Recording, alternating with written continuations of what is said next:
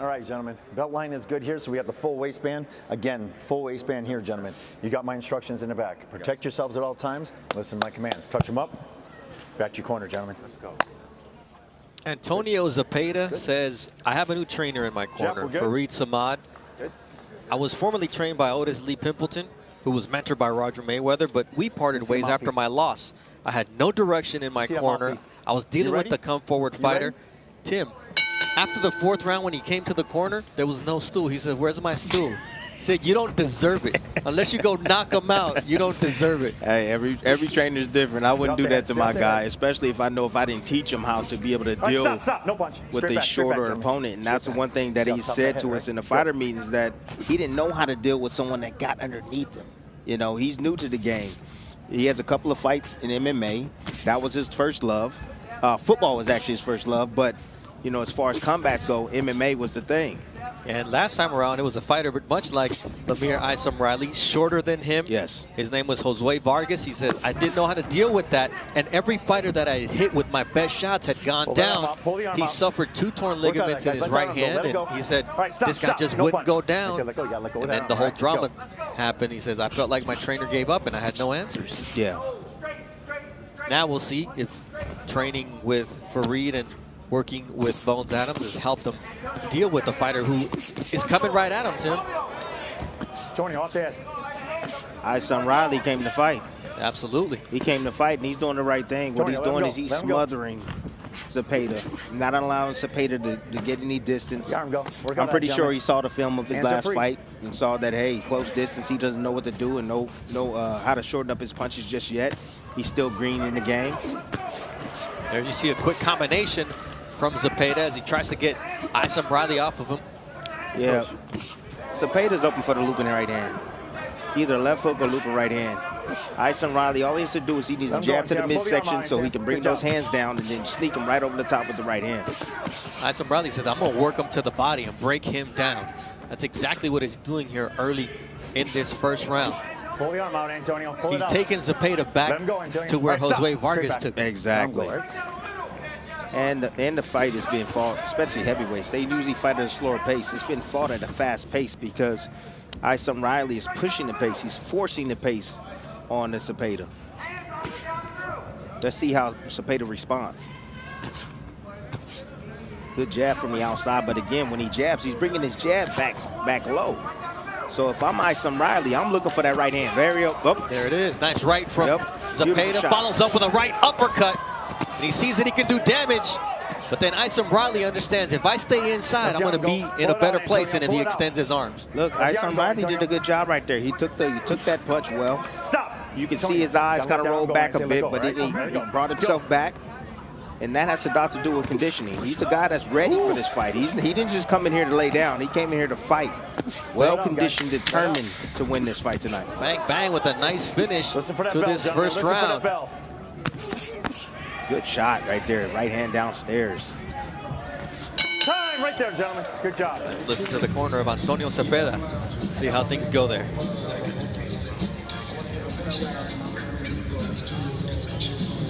Put your head up. Put your head up. Put your head up. Listen, you ain't do nothing we worked on, okay? You getting out here, now you acting like somebody else. Just work on what we did. Straight down the middle. Stop trying to lead with the right hand. Just jab him and be big. You don't lean down. Just be big. When he come forward, push him down. Just jab, feint, jab. You got some good shots in there, but you're gonna let the little dude out hustle you. Come on now. You a tight end. All right? Be big. We're gonna get him out of here if you do what I tell you to do. Just be big. Just go forward, jab, push him down, turn him. You know, don't lean down, nothing on it. Bang, bang, bang. 1, 2, bang, step over. And add your 3 to it. You got this. Let's go. I ain't worried about this round. Next, let's go. You got this. Hey, speaking of young heavyweights, there is Richard Torres Jr., the undefeated Olympic silver medalist. Can't wait to see him back in the ring. And Tim, what did you think? He can't say that he didn't get good instructions in the corner this time around. It was great instructions, and he's right, but his corner needs to understand that he's at a certain level, he's green, and he needs to get comfortable in the eye of the storm, and he's not. You know, Isom Riley is smothering him, so it's confusing him. You know, he's not giving him the space to operate. He doesn't know how to maintain his distance. All he knows how to do is shoot a jab out there, but he doesn't know how to control distance with his feet to get the proper distance or step back at the right range and use his jab and continuously using his jab to keep his distance. Zepeda, a young man who is used to overcoming adversity outside the ring. His father died in prison when he was in college while serving a life sentence for murder. His mom had died on his prom night. Unreal. Homeless from ages 4 to 8. Just said, I learned to pull myself up all on my own from a young age, going from group home to group home. That's here he is on the big stage. No, seriously, that's unbelievable right there. You know, life is about making choices, man, the right choices. Sometimes, you know, we don't make the right choices and things like this. That's what happens. But I'm glad he was able to find himself and pull himself up. And I'm glad that he's, you know, moving forward in his life in a positive way. He actually had some legal issues for something he did during high school. He came back during the time he was in college. It cost him a scholarship at U of A as he gets clipped with a nice right uppercut.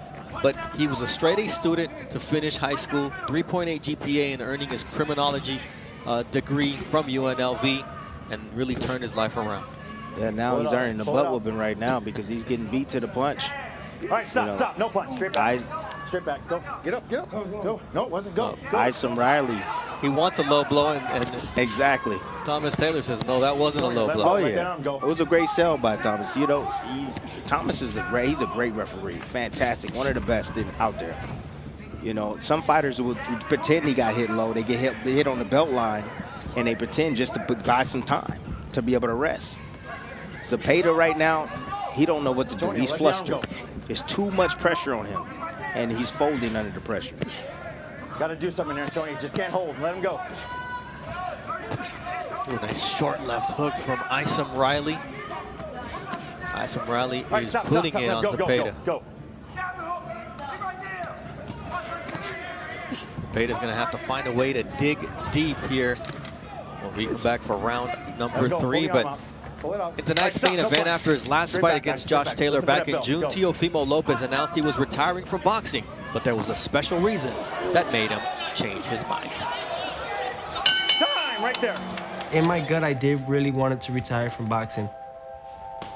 The 6 months that I needed was to find something I was losing, and that was myself. My son has a part of me. In those 6 months, I found me through him.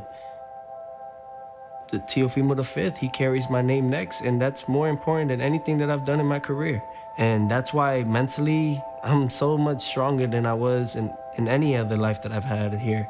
I focused so much on the political game that I forgot the sport and how I was as a person. And seeing that kid just going in there, I'm like, yo, this is amazing. Nice, Papi. Do it, Papi. Do it again. There you go. There you go. I have a duty to really attend here. It's the only reason why I'm back. So if he is meant for boxing, well, his daddy's gonna make sure that he has a road safe enough to take. And then he could follow it, or he could do better than his dad. That's the goal.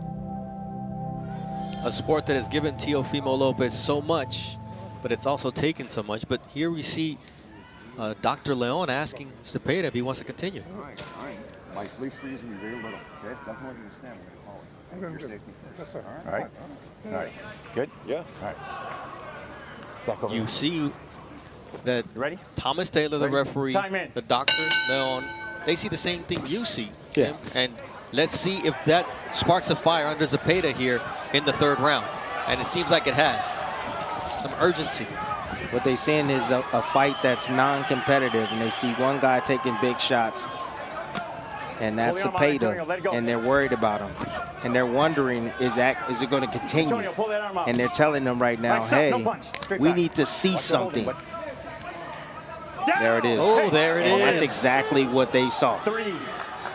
That's exactly what they saw. 6, 7, 8. You okay? Walk over here to me. Show me you can. You okay? You want to continue? Got to show me something here. Give me your gloves. Zepeda told us, football was my first semblance of family. Torn MCL, meniscus, a broken tibia. And he decided to get into boxing.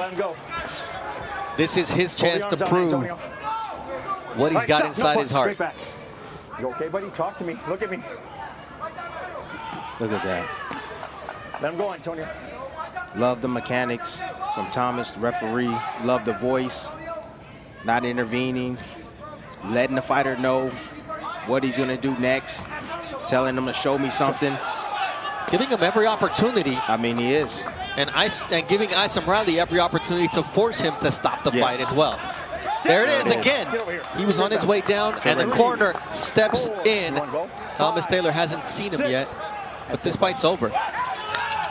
As Thomas Taylor was counting down on the corner ring apron, Farid Samad and Dr. Leon were already on the canvas. Ankle or knee?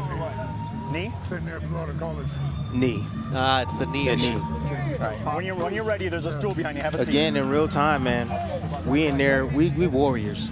You got to go through a lot. You might hurt your hand. You still got to continue to fight. You can make a choice if you want to lay down or not. You know, a very difficult sport. You got to be mentally tough in this game of boxing. Seriously. But Tim, real quick, he did suffer a torn medial collateral ligament and a meniscus tear. That's a pretty severe knee injury, and he never went down from a punch. Every time he went down, it was a delayed reaction.